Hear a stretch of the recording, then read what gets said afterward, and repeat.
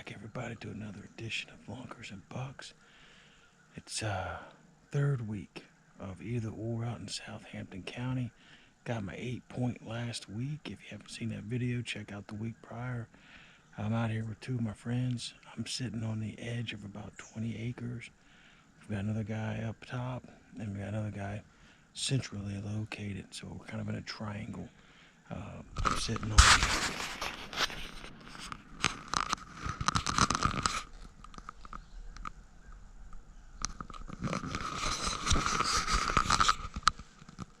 not a lot of great shooting lanes, but I'm in a spot where they tend to hit the corner of.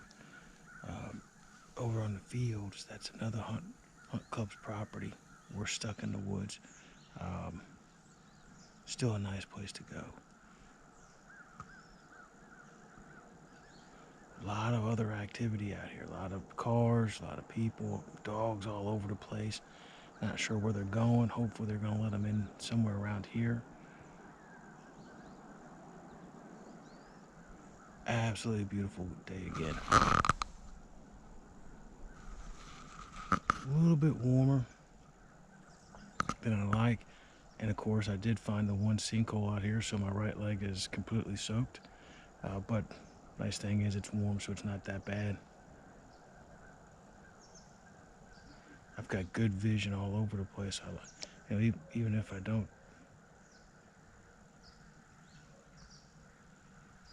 get one here, a lot of my buddies probably should. And then again, overlooking this field, you can see all kinds of crazy stuff, which for me is just as much fun as the actual pulling the trigger. Oh, that's the dogs. Let's get on it.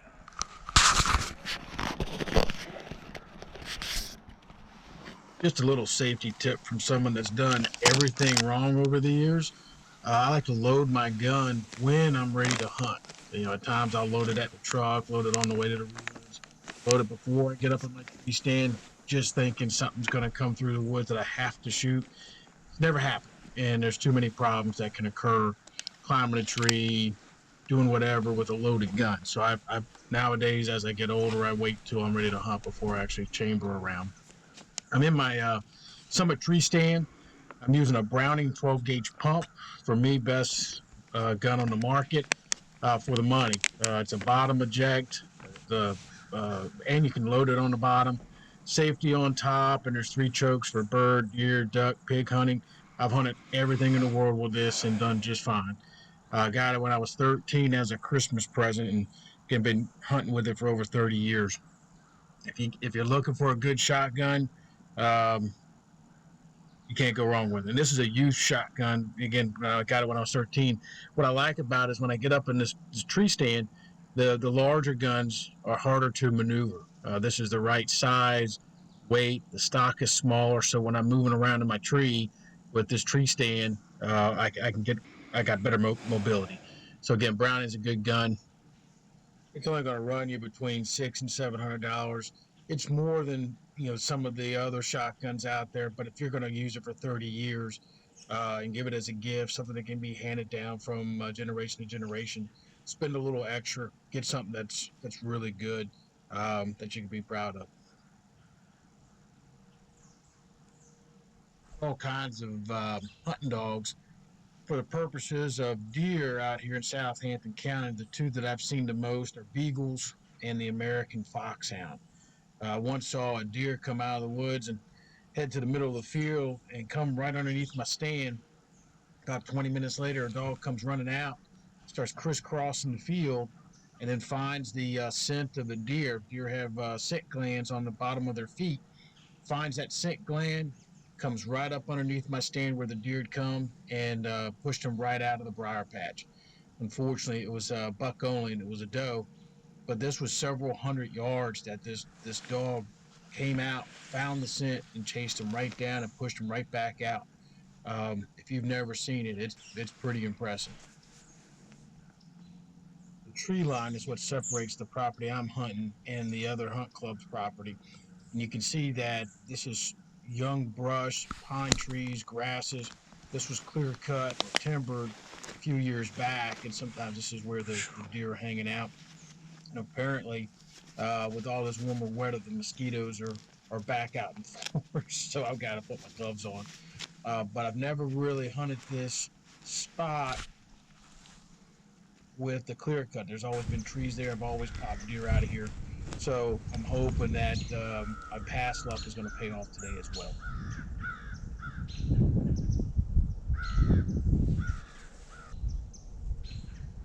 All right, he's just released a couple dogs right on the edge of the property. I just got a little lucky. He put in the dogs up by the road, which means they're going to be working down to my position where I'm sitting right now. Let's see what happens.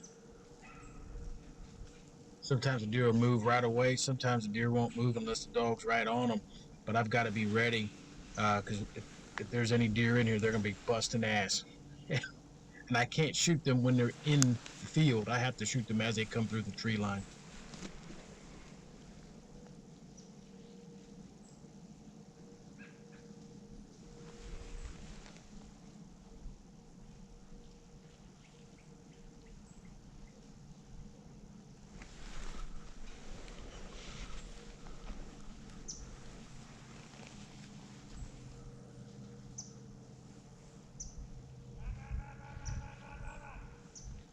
I was trying to figure out what the guy running the dogs was saying. He multiple different signals. I'm sure one thing gets the dogs to do another, but I couldn't figure out what the hell he was saying.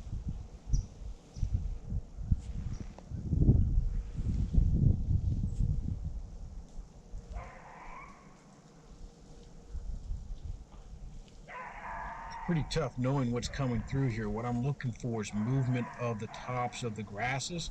Both the deer and the dogs are shorter than the pine trees, the grasses, the brush, and I've got to know where they're going to come out so I can kind of lead the target. Very difficult to see anything in that thick stuff.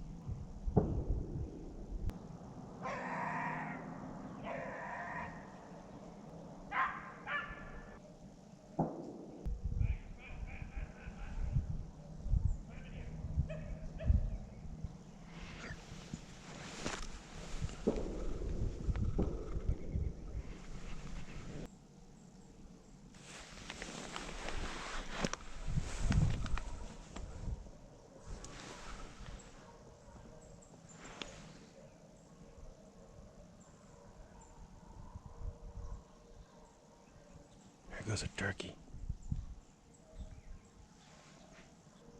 As we get closer to the end of hunting season, the hunt clubs start getting very, very active, and the dogs you're hearing now are from a different farm down the way, which means we've got multiple angles that deer can be coming from.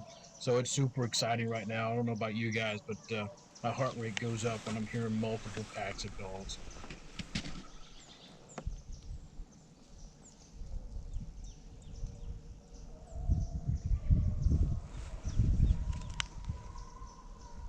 Man, they're on something.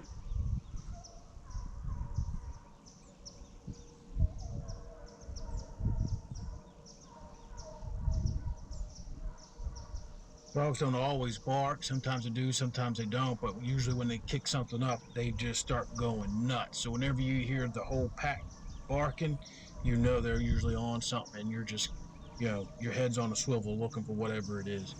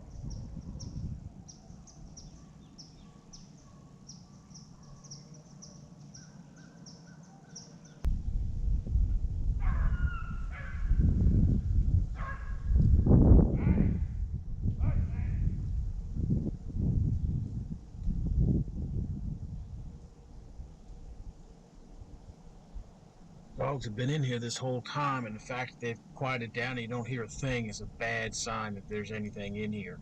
But it's not over. Let's see.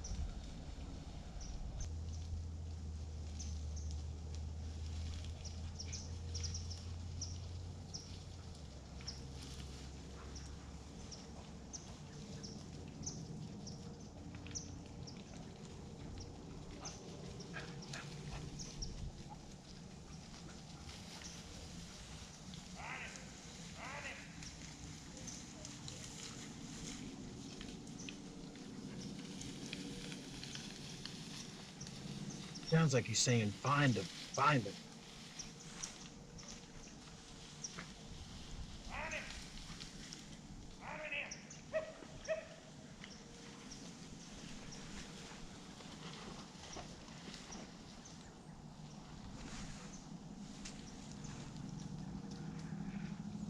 I think he's saying, find him in here.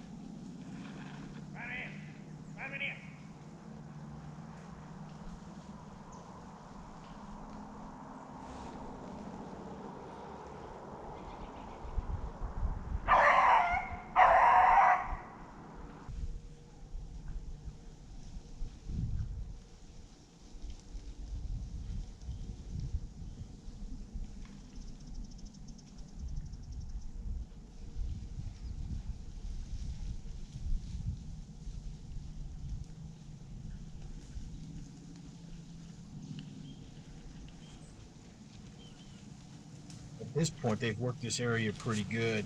The fact that they're not barking is a little bit concerning. If they're not chasing something, they're a little quiet.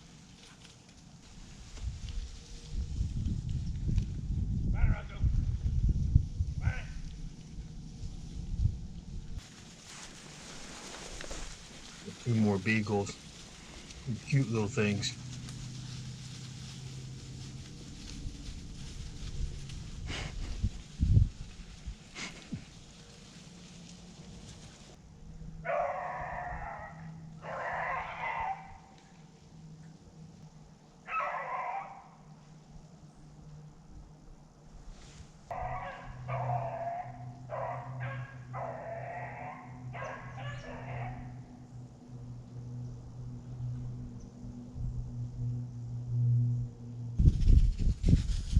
Looks like this little guy's just trying to catch up to his buddies. But it's about that time. These guys worked this field for about another 2 hours. Saw one deer that popped out, but it was on their land and really too far to take a shot anyways. But I really appreciate you watching. Please like and subscribe. Lunkies and bucks. Gonna head out and get some grub. Good luck out there and stay safe.